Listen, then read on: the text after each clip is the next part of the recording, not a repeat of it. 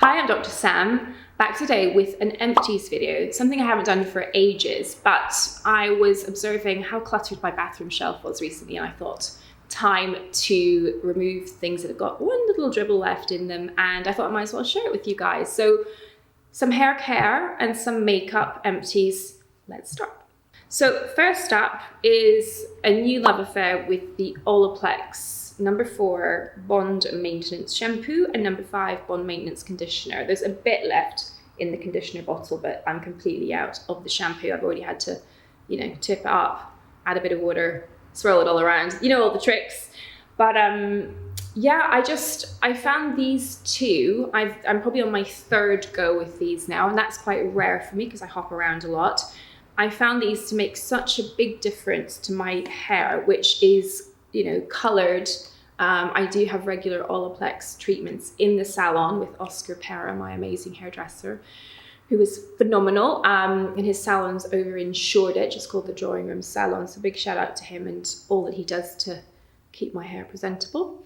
But yeah, so I found that the combination of using these, and then I've started also to use the Olaplex number 6 Bond Smoother as a leave-in treatment sometimes. Although, as I say, I'm still trialing that, but these two, as I say, really have improved the overall condition of my hair. And, given that I'm often, either tonguing it or using an Airwrap on it, the ends just tends to get a bit frazzled. My hair is, Irish combination hair. I talk about it because it wants to be wavy and straight at the same times, but it definitely wants to frizz too, especially in the summer. So yeah, I'm all about products that can kind of nourish and create shine, because that's actually quite difficult with my hair, and generally make it more manageable and well behaved, and ideally more effortless, so that it's in better condition. So if I do decide to air dry it, it does something favorable. So yeah, loving Olaplex shampoo and conditioner right now. Then continuing on the theme of hair, I am almost down to the last dribble of the Supershine moisturizing cream from Oribe. So as you can see, all my hair products are about shine, smoothing, taming that Irish frizziness, and especially in summer when humidity just tends to make everything poof up. And I've been a bit lazy about having blow dries recently. So this I love. It costs a fortune, not gonna lie. However, I've had this for, I would say, at least 6 months. And again, it is a finishing product for hair that I tend to always want to have on standby just in case. Now, as I say, I am trialing this, which, as I say, is the Bond Smoother, the number 6 Olaplex. But I find it that little bit lighter. So that's great if you have very heavy hair and you want a product that doesn't weigh your hair down. But this definitely gives me a bit more glossiness.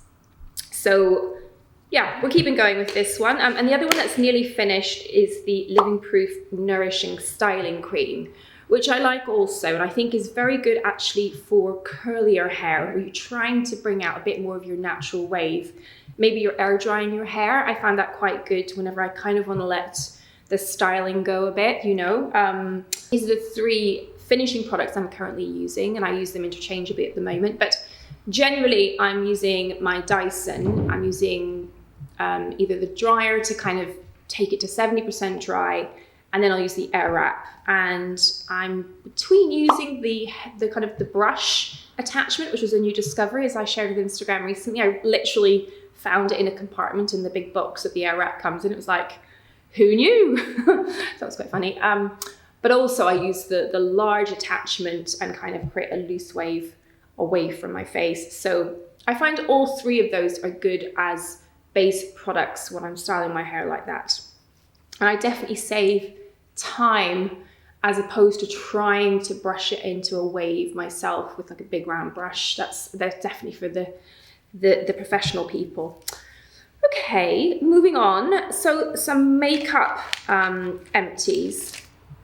Now, Dr. Emma Wedgeworth introduced me to the Too Faced Better Than Sex mascara, and I have to say I have enjoyed it very much. But my bugbear with these larger size products is they dry out, and after you've had it open for about a month, you don't get the same oomph out of it as you used to. Now, again, I quite like a small brush, and I'm very much looking forward to trying Wayne Goss's new mascara, because I like to be able to get into the roots and really paint the lashes individually, especially on the bottom as well. But I have to say, you get serious va-va-voom with the Too Faced. So my new investment is to buy it in these small sizes, which is the same thing I do when I'm buying liquid liner as well, because the Ico one comes in the full size one, but also in these kind of minis. So A, they're handy to tote around in your purse.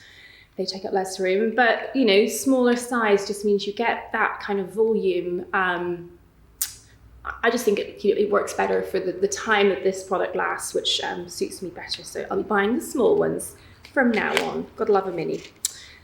Then we come on to the sad end of my Dewdrops foundation from Surratt. It's shade number 4 for those of you that are interested. And it's a little bit hard to tell when this is going to come to an end, because such a small amount comes out with each little dispenser, so it sort of works like this. I'm not going to waste any of it, but honestly, such an elegant foundation.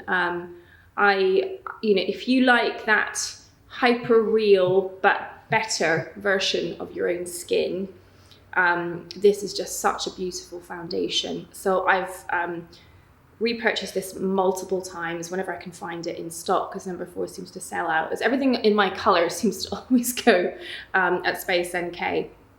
But elegant, smooth, doesn't oxidize over time, really does look as good at the end of the day as it does at the beginning, possibly even better. I quite like when my base is kind of worn in a little bit and my sort of skin, the natural oils is mixed with the product.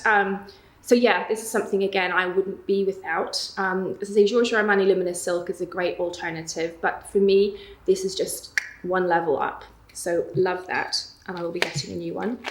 Now, this is a new love from Mr. Wayne Goss himself. Now, it's the most beautiful kind of rosy pink nude. It's called Lily. And I guess for me, it reminds me a little bit of Burberry English Rose. Lily English Rose, I guess there's something in that. So really neat, chic packaging. And as you can see, well worn down to the nub. But I've only had this about 6 weeks. So I don't know, maybe been eating it in my sleep or something. But yeah, I'm wearing it now. It's a beautiful, natural, nudie pink, but not too beige, because I like a bit of pink in my nudes, and a lovely glossy finish. So I don't do matte lipsticks at all. So love that. We'll be replacing. And then, to go with that, then I've been using this. Obviously has lasted significantly longer because it's a lip pencil. The, what's it called? Vintage Pink to go, needs to be sharpened obviously, but just a really nice natural pink, which just comfortably goes over the lip line ever so slightly for a slightly more defined lip. Now, onto eyebrows. So I've been loving this, the Surratt, what's the name of it? Anyway, it's the eyebrow pencil from Surratt. Literally gone. I think it's refillable, so I will be sourcing refills. But yeah, just a great, my preferred type of eyebrow pencil. So it's a nice hard pencil, so it doesn't smudge too much, so you can really get those defined individual strokes. And I just find that the best way to get a natural finished brow. I haven't had any real success with the felt tip brow pens. I tried the Suku one, I just didn't find it was effective. I had to press too hard to get those individual strokes, and I ended up then with quite a blocky brow. So yeah, for me, this kind of brow pencil works really well, and as with all things Surratt, I really love it. Now, I can't see what colour it is. I believe it was Brunette. So yes, to be replaced. Then onto under eye concealer. Again, rather sad when a Sisley product comes to an end. And this is one of the few Sisley products I really like. I mean, like the facial tanning, bronzing thing, the self-tanner is really good too. But their under eye concealers are ace in terms of the pigments. So it's Anastasia, my makeup artist friend, who I do a lot of, my more professional shoots and things with. And she introduced me this a long time ago. And it's remained a favorite because it's super hydrating, which is what you need for under the eyes. And I only tend to really conceal the sort of inner kind of oval, where the blue tends to be, just because that's where the sort of natural tear toss structures tend to sit. And they tend to have these sort of peachy undertones I'm always going on about. But, you know, a pale, like a sort of a white-based concealer just doesn't work very well when you're concealing blue. You need the orange tones to neutralize it. So they do that very well in a formula that doesn't find lines so easily and isn't too soft, so it does still give you plenty of coverage. So I love the Sisley under eye concealer. So those are my hair care and makeup empties from recent months. And you know, I don't really get through a huge number of new products. I'm quite picky about what I try, but once I find something I love, I tend to be quite monogamous. So I will be sticking with quite a few of those products for the foreseeable future. I hope that I introduce you perhaps to a couple of new things that might catch your eye. And if you like this video, give it a thumbs up. Make sure you're subscribed, and I'll be sure to see you again soon. Bye for now.